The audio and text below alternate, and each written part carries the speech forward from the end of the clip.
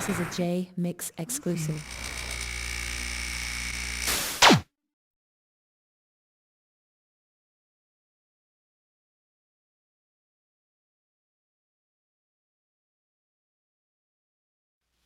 At what age did you realize that you had a musical talent?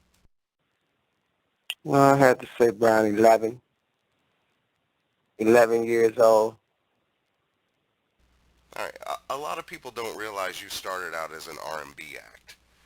Can you tell us about the act that you were in Chicago in the days before signing or being approached to go to Death Row? Well, it really wasn't an act. It was just me on stage. Like I had realized I had talent at an early age, and I knew I needed a crowd to be in front of, and so I started just like going to the clubs, asking the owners or the managers could I perform, and they let me perform. And I sung, I danced, I did like lip sync, and I just did a lot of shows, and knew that's what I wanted to do, man. Gotcha. And it was at one of these shows that someone approached you to go to Death Row Records because of your singing? Okay, okay, here we go. It started in St. Louis. I started because that's where I was born, and not East St. Louis, Missouri. It started in St. Louis, and I did a lot of shows in St. Louis, and so I got caught up, and I went to jail. I ended up going to the penitentiary, and I did 4 years for attempt murder. And so I met someone in prison by the name of Larry Hoover, and we met, and I went to Chicago, and he took care of me in Chicago because he figured that it would be a lot of stars in Chicago more than it was St. Louis at that time. So I went to Chicago and started doing the same thing I did in St. Louis, which was getting into a lot of shows. And yeah, I ran up on somebody who had contact with Suge, and we hooked things up and we met. Now, are you speaking, because I'm a native and I can put this in or out of the interview, are you speaking of the Larry Hoover I think you're speaking of? Yes, I am. I think people from the Midwest will understand that reference. Um, how long from that point was it that you go from performing and, making your connections to actually walking through the door of Death Row Records? Oh, I have to say like 11 years, man. I was grinding for like 11 years.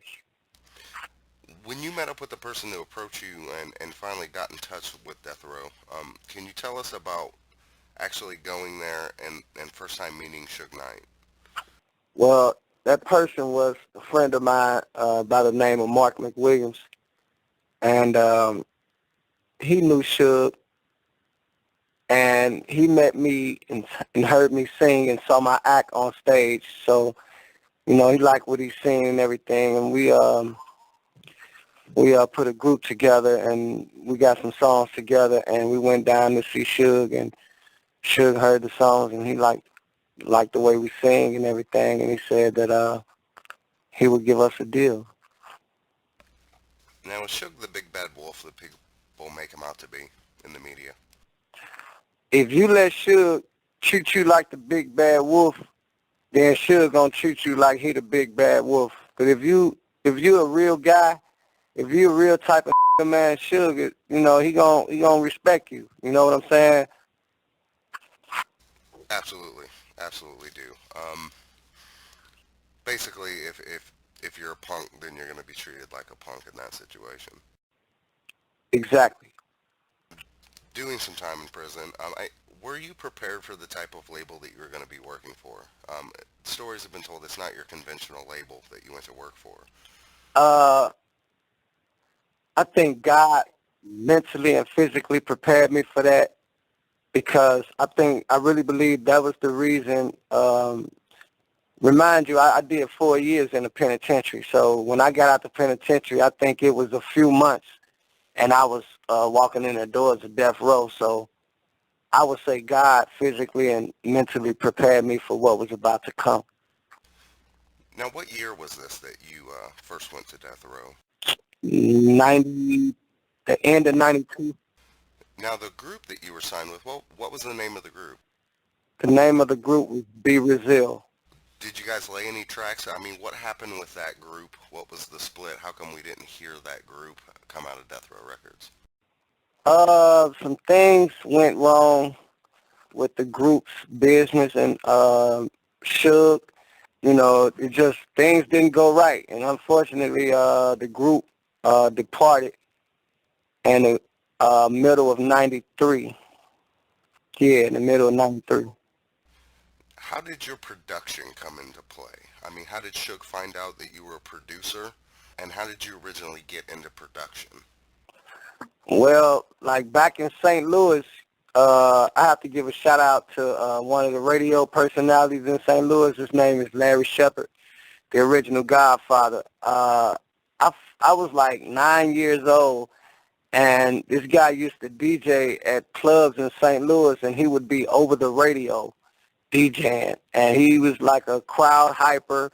You know, he could blend songs in and scratch songs. He was so good that I used to sleep with the radio, and his show was Fridays and Saturday nights. And I used to sleep with the radio, go to bed with the radio under my pillow just to hear this guy do his little DJ performance, you know. And so I met the guy in person, and I saw him do it in person, and I was just overwhelmed. And like, I was attracted to what he was doing. And so, you know, like, even when I started dancing, I was so in tune to the beat. I used to make our own, I used to, like, pop and lock, all that stuff. I made our own, like, show tapes and everything. So I was like, I started off really being in tune with music and how it was made and, you know, things like that at an early age. Now, at this point in Death Row, you remain on the label as a producer. Yeah. As a newly signed artist, who taught you the ropes? Was there anybody there to kind of show you how things operated? No, because at Death Row, it was basically each man to himself, to each his own, man. But it's about how much hunger and determination and confidence and how much you believe in yourself.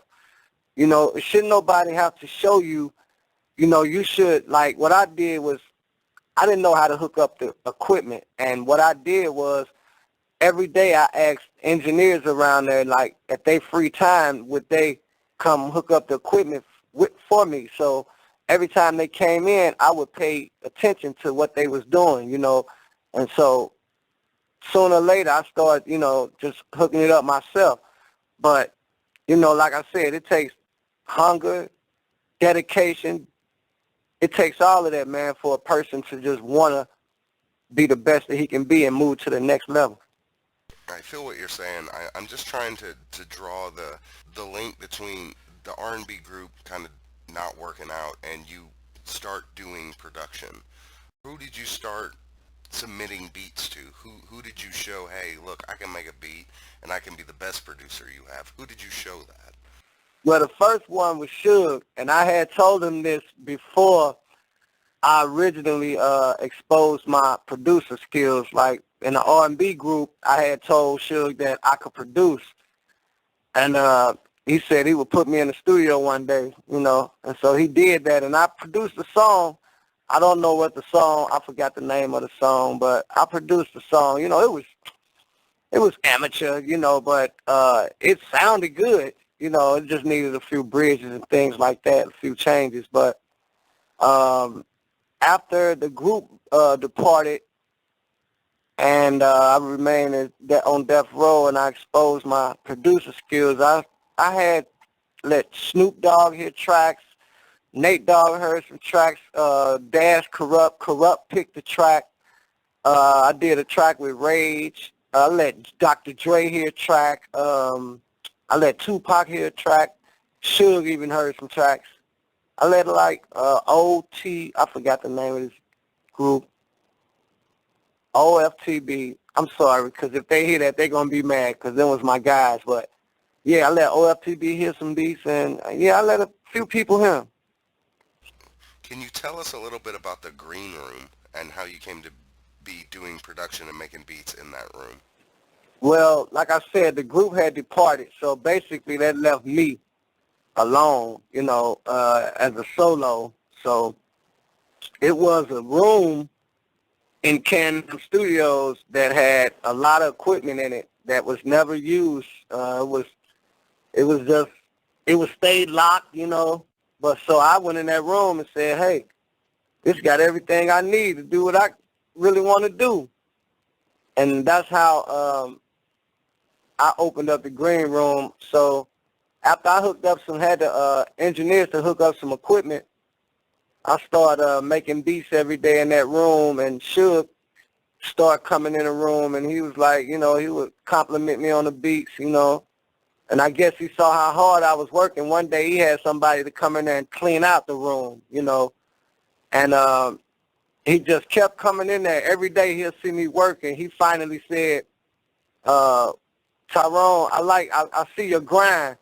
He said, this gonna be the money room, and he had a money green carpet laid down in that room, and people started calling it the green room. And then somehow, when Tyrone started messing with Tupac and coming up, I became a threat to somebody, so somebody put it out there that it was the whack room.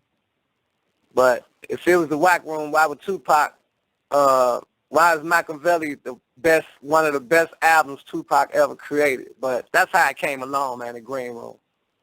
I believe the first time everybody heard that was when the Outlaws said it in XXL. Now, you've worked with the Outlaws, haven't you? Yeah, I worked with Pop mostly, and Pop was working with the Outlaws. Gotcha. I had heard on a bombfirst.com interview that you had gotten an opportunity to work with Dr. Dre. Can you tell us about working a little bit with Dr. Dre? At the time, Dr. Dre was intimidating. It was like one time he had California Love playing. It was the instrumental, and it wasn't any drums. It was just a piano melody.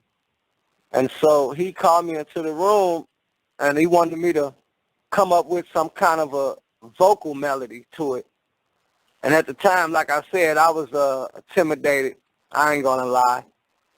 I was coming straight off of R&B, but I tried to find my notes, man. I tried to find my key in this song. I just couldn't find it for nothing. And I guess I took a little too long, took too much of Dr. Dre's time, so he cut the track off and told me why don't I just take my time, go find the keys of the note I was looking for, and come back. At that moment, I kind of knew that I wasn't coming back, and he wasn't, really interested. But that's one of the times. Another time, he was in the green room with me while I was making the track. He gave a few head nods, and then he was on his way. Now, this time that you're working with Dr. Dre, that's prior to Tupac coming to Death Row, correct? Yeah. You had talked about producing beats for other artists at the time. When did you first hear that Pac was coming to Death Row, and did you hear that he was coming to Death Row? Yeah. Did I hear he was coming to Death Row? Everybody at Death Row heard he was coming to Death Row. But it was around the time, I believe Snoop had just finished The Dogfather. It was either right before or after he finished The Dogfather. And when did you first meet him? Oh, I first met Pop. I met Tupac at a hotel called the La Montrose. He was like living next door to me. That's when I first met Tupac. A real down-to-earth brother that has a love for his people. Now, all these years later with the biopic going on, everybody, has their preconceived notions of who he was. What do you think people's biggest misconception was of Tupac? Well, when Tupac was alive, it wasn't too many people with misconceptions of him because it was like the masses was riding with Tupac. It wasn't until he passed, and that's when a lot of misconceptions showed up. But I think the biggest misconception was, believe it or not, and this is my theory, the biggest conception of Tupac was the Biggie Smalls movie, the Notorious B.I.G. Yeah, he was nothing like that. All right. At the time that he's at the label and he's working on All Eyes on Me, I knew that he had an outpouring of producers getting on the record, giving him tracks. Um, did you try to get on that production for the record? No, I didn't. He worked heavily on that with Johnny J. Did you get a chance to work with Johnny J at all or meet Johnny J? Yes, me and Johnny J, we met and we hung out a few times at the studio. We went, we hung out at dinner a couple of times. We went out of town a couple of times with the label. Yeah, I was very familiar with Johnny J. R.I.P. Was it hard to adjust at the label when a lot of the artists at the label, like Snoop, already had in-house productions? You know, Snoop had Daz and Superfly, Tupac had Johnny J, etc. Was it hard to get your production noticed? Not at all, because, me and Suge had a good relationship. We had a man-to-man friend relationship. Suge made sure that I had all access to K&M.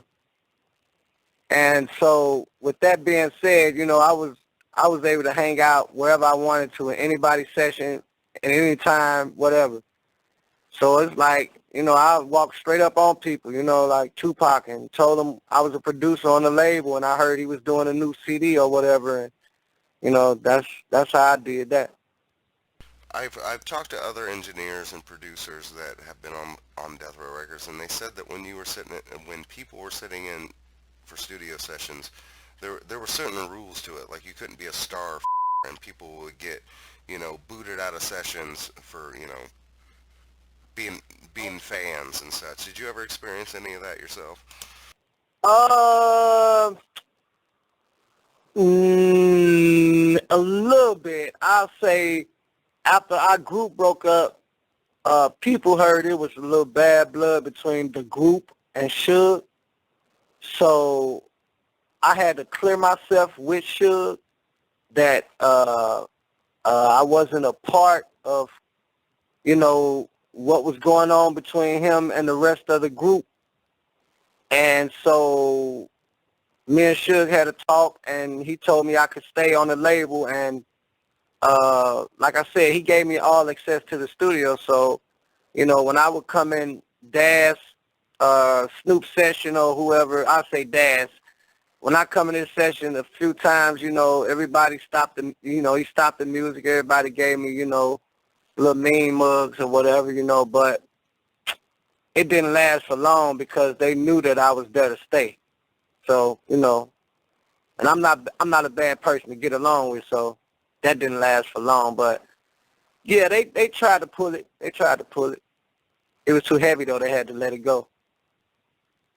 Now, as it's well known with everybody, Tupac definitely noticed your production. Blasphemy was one of the first songs that you did with him. Can you tell us about that first time that Pac walks in there and hears a beat that he likes, and how the song Blasphemy came to be?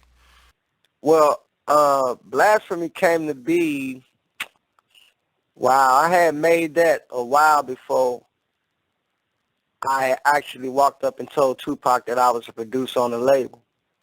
But the day I walked up and told Tupac, well, let me stay on the track for a minute. When I made the track, I was thinking more of some jazzy type of death row music. That's all, with a little jazz feel on an R&B side.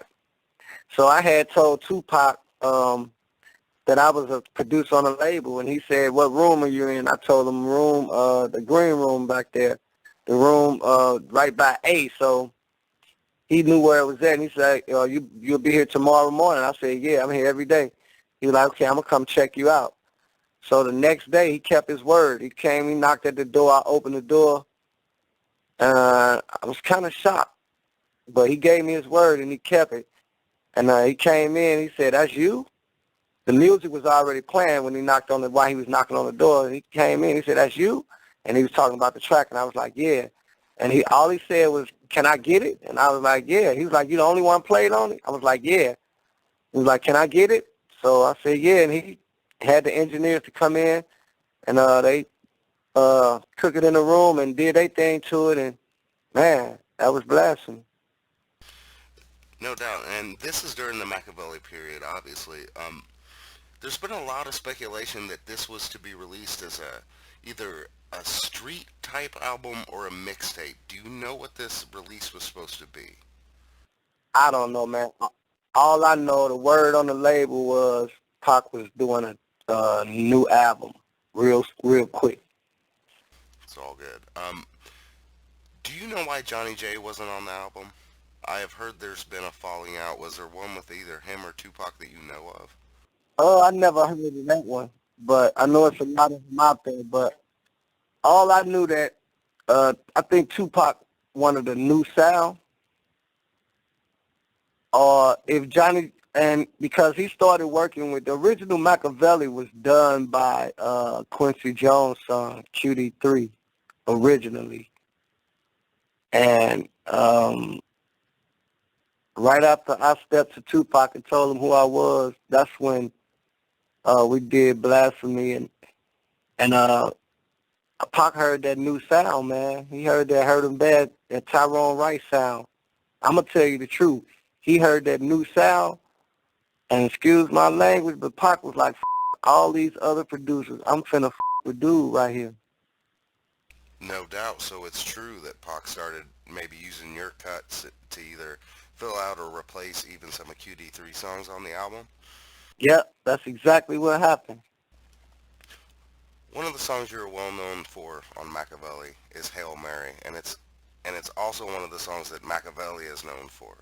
Do you remember anything specifically about what made you want to produce that type of beat? How did that production come about? Well, it was a sound. You know, it was a normal day, man. I come to work, you know, I always come in and order me something to eat. I ordered something to eat. I smoked. I'm not roll me up something, smoked it, you know, and I just touched this sound. It was, I ain't gonna get a name up.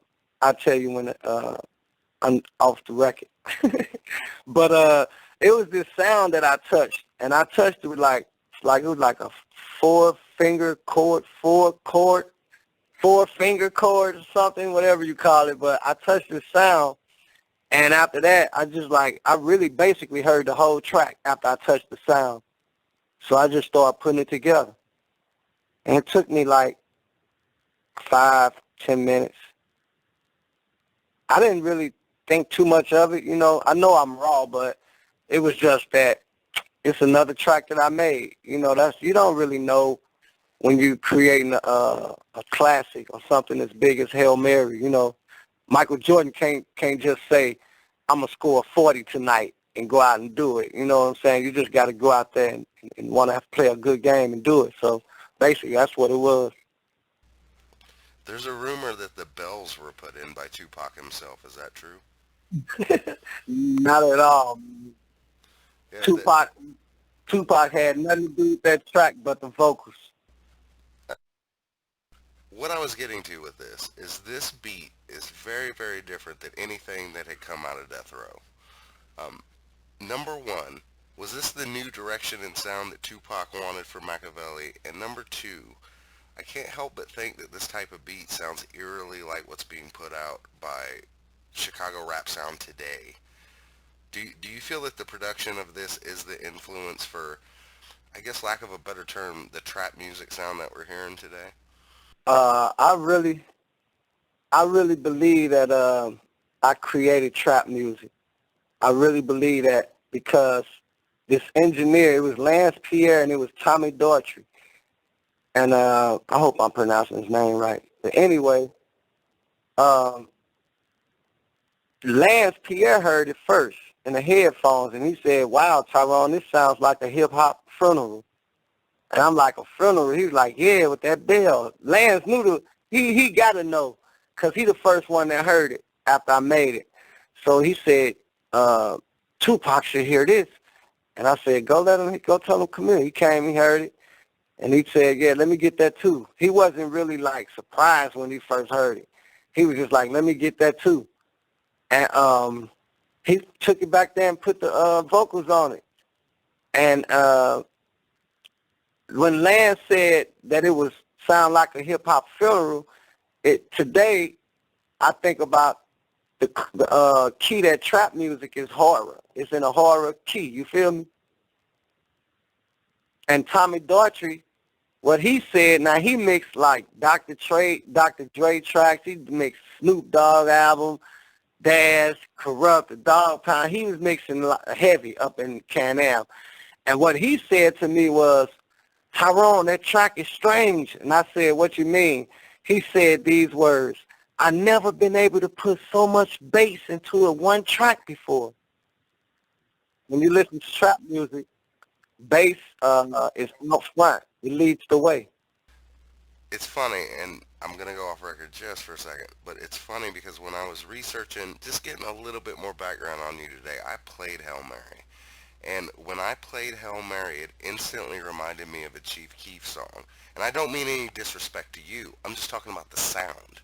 That sound is so common today. And I was I was in my early 20s when Makaveli dropped, and I remember that sound. And it struck me instantly when I listened to it again today that a lot of the music that I hear today sounds exactly like that new edge cutting music that was coming out of Death Row from you back in 1996, 1997. Dude, you got a good ear because, first of all, shout out to Chief Keef. I love Chief Keef, man. I have so much respect for him as a new artist on the internet, you know.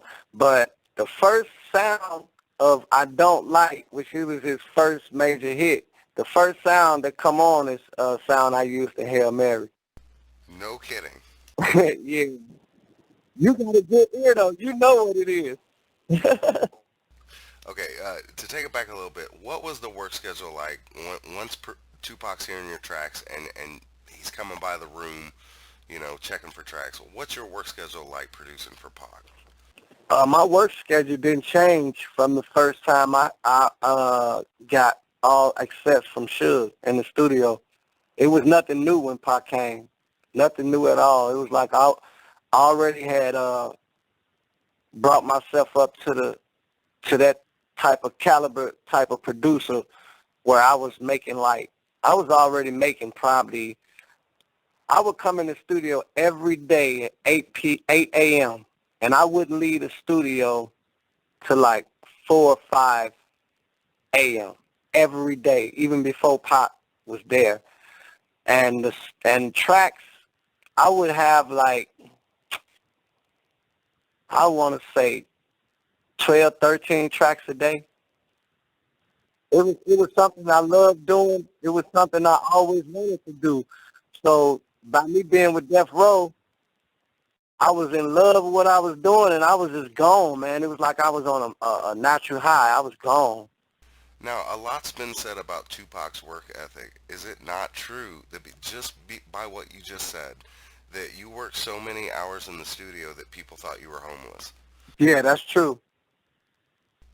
And what I'm trying to say with that is that's a dedicated work schedule. That's working, like I said, people speak a lot about Tupac and his work ethic, but I'm just trying to get to the audience so they know that they've got a producer in the studio working, 16, 17-hour days pumping out beats 24/7. That's what I'm trying to get at. Yeah, man. That's that work ethic. That's what kept me there. That's what Suge noticed, and that's what that's what he liked about me, my work ethic. I look at it's like a 9 to 5. It's like school.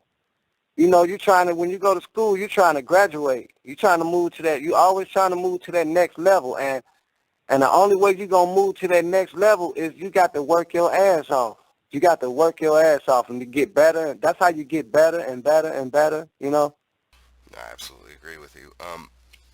So you got Pac coming by frequently for productions. I gotta ask you about this song because it's one of my favorites. You ended up also performing on several tracks, but one being "Hold Your Head." How did you end up singing the hook on that record? It was a late night, and every other person that had studio time, they were gone, and we was the only one in the studio. And Pac came, and he already had laid the vocals down to the song, So he came back in the green room and asked me, he said, don't you know how to sing? And I said, yeah. He was like, my man, come in and sing this song for me. So I went in his room, his session, and he showed me the words. He went over the words with me. You know, I went over it a couple of times before I got in the booth. And when I was ready, I got in the booth, and he said, I'm going to play it from the beginning to the end, and you just do your thing, and I'm going to be holding my hands up, letting you know when the hook comes. And that's when you sing the hook. When you see my hands go up, and, he had that choreographer thing going. Tupac got that good in him. He can lead the way for you if you just pay attention. So that's how that came along. Now, not every track you did on Makaveli was just Pac hearing a beat. Can you tell us about Just Like Daddy? That was created with an idea, right? Yeah. I heard that you built the beat around the hook to that song. You know what? Yes, I did. Yes, I did. Pac was in there rapping, but I never knew what Pac was going to lay down over it. I started laying the drums with this loop called Impeach the President, something like that. It's a flute in the song, and that's how I started that track. I think Pac had the guy to play the bass and the guitar, something to it, and before I knew it, he was just like Daddy. Tupac co-produced Against All Odds? Yeah, Tupac co-produced it. He told me to remake The Skin I'm In, which is made by Cameo. I was just so thrilled to have Tupac rapping over my beats. Can you tell us about composing the beat for Me and My Girlfriend and how it was different from your other productions? Oh, that came along. Pac asked me, did I have a beat one day? I said, yeah. He said, let me get it. I said, all right. And he was like, no, I don't want to hear nothing. I want you to make me one. I was like, cool, okay, I'll call you in a minute. He was like, no, I don't want you to call me in a minute. I want you to make it in front of me. Come in my room. Come in my session. I was kind of surprised. So, I was a little nervous and everything. I went in the session, and the engineers hooked up the equipment for me. And so, man, I got on the drums, and as soon as I touched that first kick, I wasn't scared. No, I wasn't nervous no more. So after that, I wanted to show off anyway. So I started showing out. And Pac loved the tempo. He loved the drums. And the guitar man came in. He started playing with the bass. He came up with a little melody. And we put them strings down. And then the guitar man played another melody with the guitar. And then when I heard the hook, I followed up with some strings that was going like the hook was going da da da da da da da da da da da da. I don't think too many people hear them strings. If you listen close, the strings are saying exactly what the hook is saying. I'm not going to ask you about the Snoop song and the beef, but what I do want to ask you was, it's known that there was a rift between Tupac and the Outlaws camp and the Dog Pound camp a little bit. What was that about? Was that just a typical rivalry, or was it a jealousy amongst artists? I want to say, all artists, when it comes to their music and sharing studio time with another artist, it can become a touchy situation. I think, it was a little tensions going on between the two. One artist, I'm not going to say any names, one artist was getting a lot of attention before the other artist came along. When the other artists came along, they started receiving more attention. They sold more records than the other artists, and all the attention from the label went towards one of the artists. So, yeah, definitely it's going to be tensions. Now, one of your biggest successes, which is the Machiavelli album, came right at the time of the demise of Death Row Records' biggest star. Can you tell us what the atmosphere was after Pac had been shot? And do you think Pac's killing is what ended Death Row Records? Definitely, Pac's passing was the ending of that, because it was so much negativity and negative statements, and people hearing what they was hearing about what Suge could possibly been in. It was over with, because like I said, the masses of the world, man, was riding with Pop. So it was the day he died, the week we came back to the studio, it was just real gloomy, man. Like, the clouds was gray, everything was just dark. Nobody had anything to say. The studios was just looking like, did nobody want to work? It was just nothing. All the energy was gone. Why did you eventually leave Death Row Records? Like I said, I knew that after Tupac had died, wasn't I knew it was over, and at that time, I was young, and I didn't really know. I didn't have my business end together, so at that time, I had to like go out and chase after attorneys and chase down managers and consultants so I can like learn how to, get my money from this Machiavelli album. So I spent a lot of time. I spent a few years like chasing attorneys and managers, and them the ones who I paid attention to them. I got screwed over a few times, and I learned from that. So all that, it was like a few years, but I had to go through what I had to go through to get, to receive my royalties and everything. And I just knew Death Row, it was no more. I knew it wasn't. So I had, years after that, I had got to deal with Rap a lot. But I knew Death Row was over when Pac died, man, because really the world didn't want to hear anything else from nobody at Death Row, basically, at the time. All these years later, what does that make you smile memory of working next to Tupac?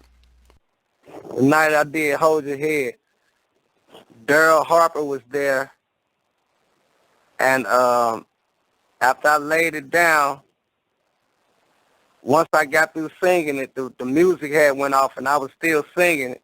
And I looked in the outside the booth, and Pac was just like dancing and guiding me on.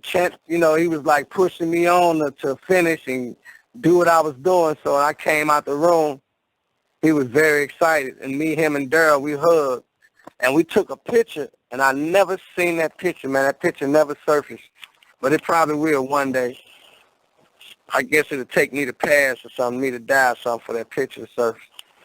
But that's like that's the memory I have of Tupac that made me smile the most.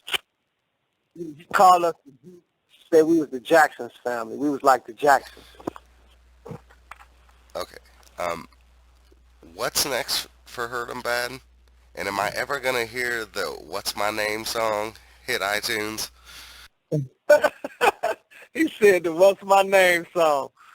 It's still on deck, man, but it's just the original version, man, is like really gone, like gone. All right. I But got a copy if you need it. Nah, man, I love hey, that song. I play did that you song.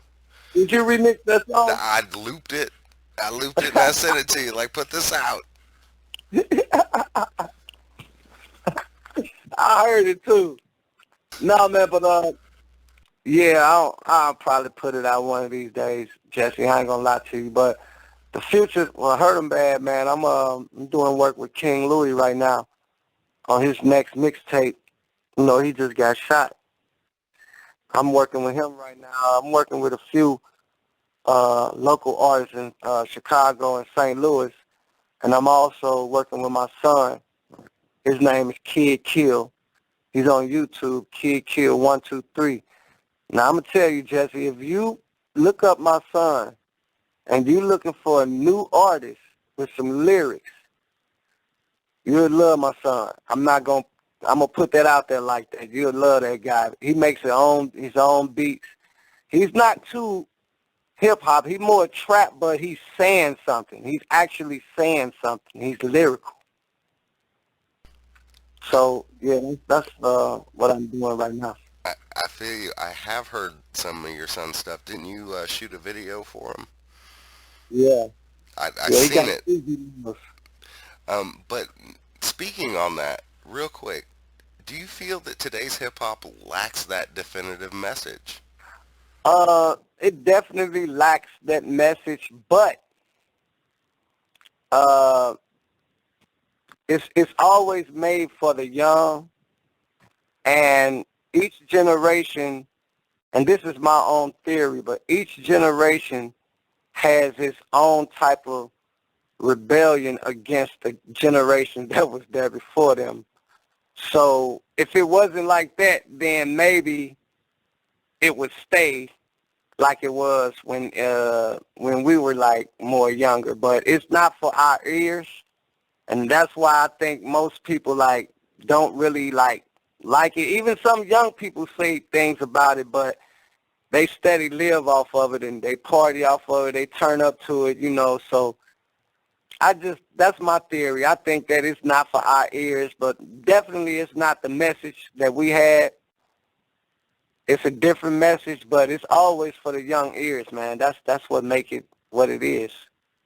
When I was young, and hip hop came along. Now I have a brother, and he was coming up off of strictly R&B, you know, Isley Brothers, Rick James, Parliament, you know, Temptations. So he was coming up while they was actually making real music. So when he heard our music and he found out that we was like taking a record back and forth with our hands, scratching it, my brother couldn't understand that. He couldn't see that, hear that at all. He told me one day, I said, we got real music too. He said, no, that's not real music, man. You taking a record, pushing it back and forth with your hands. What type of music is that? So when he said that thing, I think about today's music. But me, my ears feel like I'm keeping my ear young for a reason. So, you know, I even created a little trap music. But yeah, that's how I go. It's not made for the mature ear. That's, you know what, that's really deep that you said that. That's because it's true. It's true because we find ourselves in the position of our fathers where we're like, hey son, that's not music, and you're absolutely right, and it's dope that you think that way, and I'm glad that you're staying on the edge. I got one more question for you, man, and I have to ask. If you don't want to answer it, you don't have to. But Chameleonaire, like this happened 2.5, 3 years ago, but Chameleonaire shouted you out on his album because I bought his album, and on track one, he's talking about you, how he knows you through someone else. But on the last song, he's criticizing you for charging too much for production. Do you got anything to say to that? Uh, And did you hear the song? no, I didn't. It's a Chameleonaire song called Here We Go, and then the last song's called Here We Go Again. And he's talking about you trying to overcharge him. Wow, I never heard that, Jesse. um, Is this new? yeah, yeah. I tell you what, I'll send you a link. But hey, let me rephrase the question then. Do you feel that you get what you pay for production-wise? I used to, and that was the beginning of when I came off death row. But I've learned that you never know what that artist gonna do, and that song that you give, the track that you give that artist, it represents you also. So I had made up my mind to, like, after that, I wanted to give every artist a piece of work that I know I put something into it.